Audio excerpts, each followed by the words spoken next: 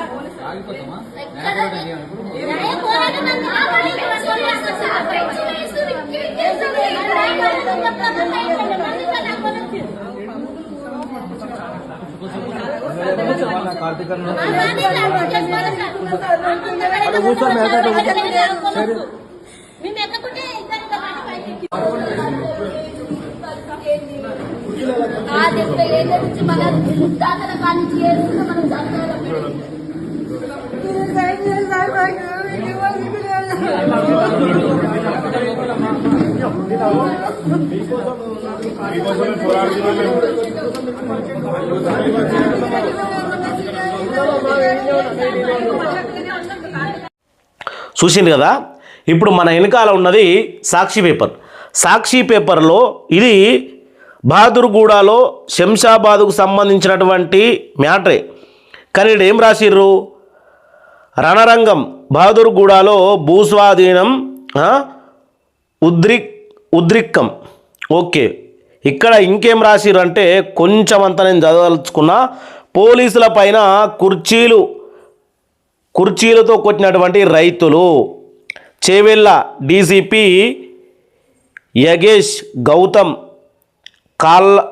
కళ్ళల్లో కారప్పొడి జల్లిండ్రట. వీళ్ళు ఎవరు? రైతులు. ఇంకా దీని గురించి చూసుకుంటే బుల్లెట్ రైలు ప్రాజెక్టు కోసం 650 ఎకరాలు ప్రభుత్వ భూమి స్వాధీనం క్రమంలోనే తీవ్ర ఉద్రిక్తత. ఏళ్ల తరబడి సాగు, ఇక్కడ మీరు గమనించాలి, ఇది సాక్షి పేపర్లు రాశారు. ఏళ్ల తరబడి సాగు చేసుకుంటున్నటువంటి భూముల్ని ఇవ్వబోమంటున్న కొంతమంది రైతులు. ఇక కొంతమంది పరిహారం ఇచ్చేదాకా స్వాధీన ప్రక్రియను అంగీకరించబోమంటున్న మరికొందరు రైతులు. ఖాళీ చేసేందుకు వచ్చినటువంటి పోలీసుల పైన రాళ్ళు రువ్వి కారప్పొడి చల్లినటువంటి మహిళలను వీళ్ళని అరెస్టు చేసి పోలీసుల రైతుల మధ్య వాగ్వాదం జరిగింది.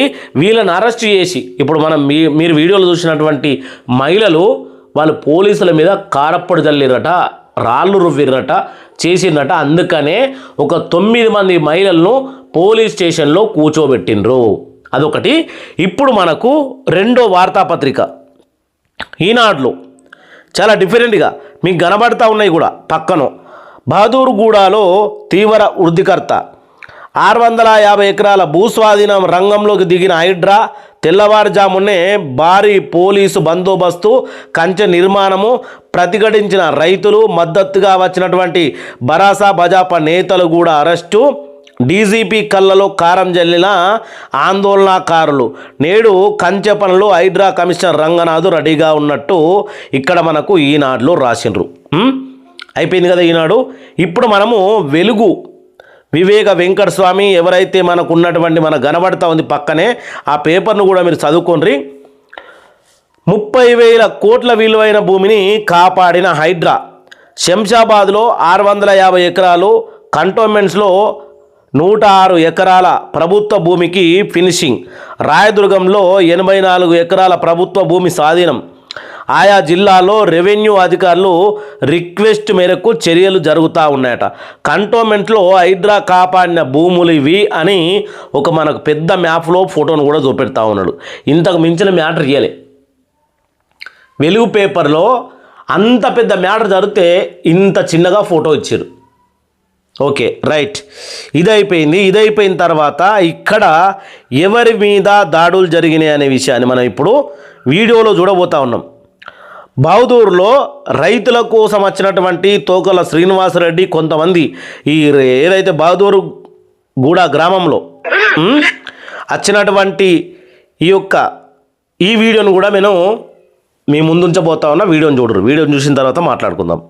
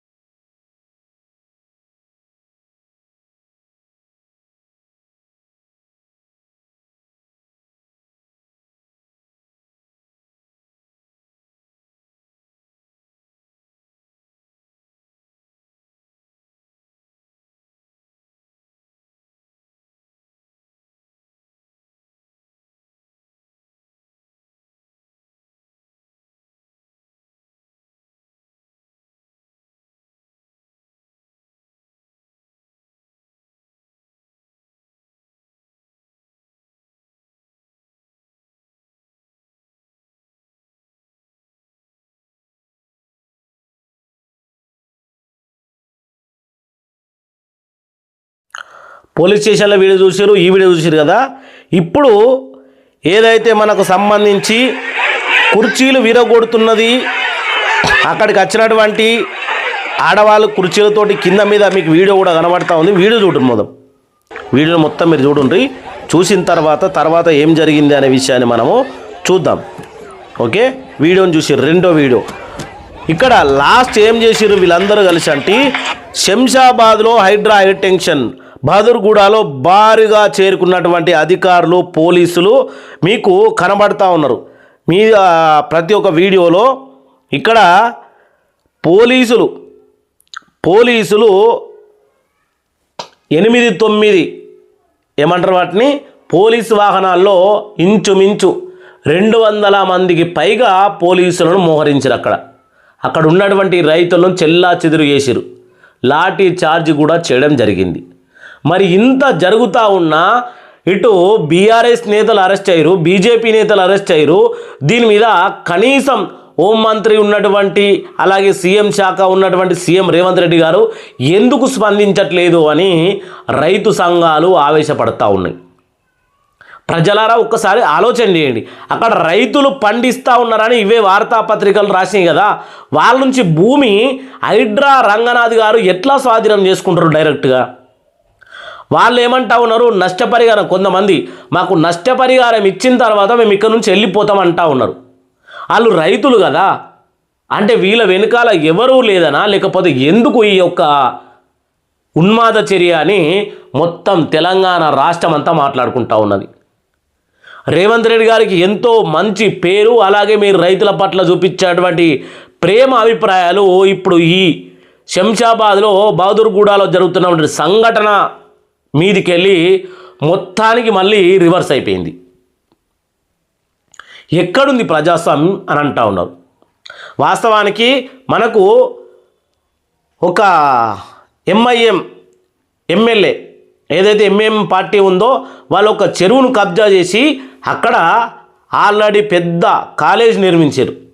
దానికి తెలంగాణ హైకోర్టు కూడా నోటీసులు జారీ చేసింది. హైడ్రా రంగనాథ్ కూడా నోటీసులు అందినాయి. అక్కడ ఉన్నటువంటి కాలేజీని కూలగొట్టాలి, కూలదోల్చాలి, ఆ చెరువును స్వాధీనం చేసుకోవాలని చెప్పారు. కానీ అక్కడికి వెళ్ళి ఒక కంకర్ రాయి కూడా ముట్టుకోలే ఈ పోలీసులు కావచ్చు, ఈ హైడ్రా రంగనాథ్ కావచ్చు. ఇది ఇప్పుడు ఎవరైతే హైడ్రాతోటి ఇల్లు కూలిపోయినరో, ఎవరైతే హైడ్రాతోటి బాధలు పడుతూ ఉన్నారో వాళ్ళందరూ ఆ కాలేజీ వైపు చూపిస్తూ ఉన్నారు. ఇప్పుడు ఏమందాం మరి? ప్రస్తుతానికి మళ్ళీ దాని మీద ఏమొచ్చింది అంటే ఆ కాలేజ్ అనేది చెరువులో లేదట. మీరు ఇక్కడ ఫోటోలు చూడొచ్చు. ఆ కాలేజీ చెరువులో ఉందా, ఎక్కడ ఉందా మీకు ఇక్కడ కనబడతా ఉంది. ఇక్కడ ఎంత దారుణం జరుగుతూ ఉంది అంటే పేద బడుగు బలహీన వర్గాల అణచివేత అని ఈరోజు ఇంకా వేరే పత్రికలు రాసినాయి. వేరే పత్రికలు ఎక్కడ చూడు శంషాబాదు బహదూర్గూడకు సంబంధించినటువంటి విషయం మీదనే మాట్లాడుకుంటా ఉన్నారు. దీని మీద మరి ఎవరు కూడా ఇప్పటి వరకు ఆ బహదూర్గూడకు వెళ్ళి ఎవరు కూడా న్యూస్ ఛానల్ ఉంది కదా, చాలా న్యూస్ ఛానల్, ఏ న్యూస్ ఛానల్ కూడా న్యూస్ను కవర్ చేయలే. ఎందుకు చేయలే? వార్తాపత్రికలు ఇంత చిన్నగా రాస్తే న్యూస్ ఛానళ్ళు ప్రభుత్వానికి వ్యతిరేకంగా ఎట్లా చూపిస్తారు వీడియోలు కదా. నేను చాలా ఛానళ్ళు, ఒక్క ఛానల్ పేరు పెట్టదలుచుకోలేదు, చాలా శాటిలైట్ ఛానల్ చూసినా, అలాగే కేబుల్ ఛానల్ చూసినా, అన్నీ only social media YouTube channel చూసినా ఎక్కడ ఒక చిన్న సంఘటన జరిగితే ఎగబడిపోయే వీళ్ళు అంత పెద్ద అక్కడ యుద్ధం జరుగుతూ ఉంటే పోలీసులకు రైతులకు ఒక్కోళ్ళకు కూడా కళ్ళు కనబడతలేదా అని అడుగుతా ఉన్నా. అక్కడ నిజమేంది? ఆ భూములు ప్రభుత్వానిగా, లేకపోతే కొన్ని సంవత్సరాల నుంచి రైతులు పంట పండిస్తూ ఉన్నారంటే కేసీఆర్ హయాంలో ఏం చెప్పిండు?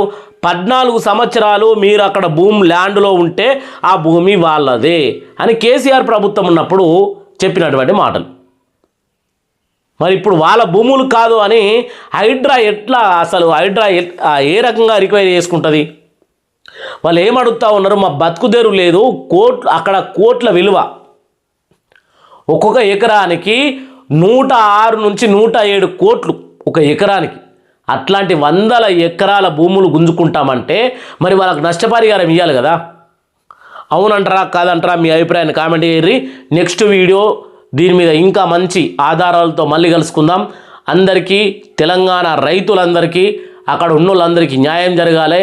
దయచేసి సీఎం రేవంత్ రెడ్డి గారు మీరు కూడా అక్కడ ఉన్నటువంటి బాధితుల తరపున ఆలోచన చేసి మీరు ఒకసారి మళ్ళీ మీటింగ్ పెట్టి, క్యాబినెట్ మీటింగ్ పెట్టి వాళ్లకు నష్టపరిహారం ఇవ్వాలని కోరుకుంటా ఉన్నాం ప్రభుత్వం తరపున. జై రైతన్న, జై తెలంగాణ, జై హింద్.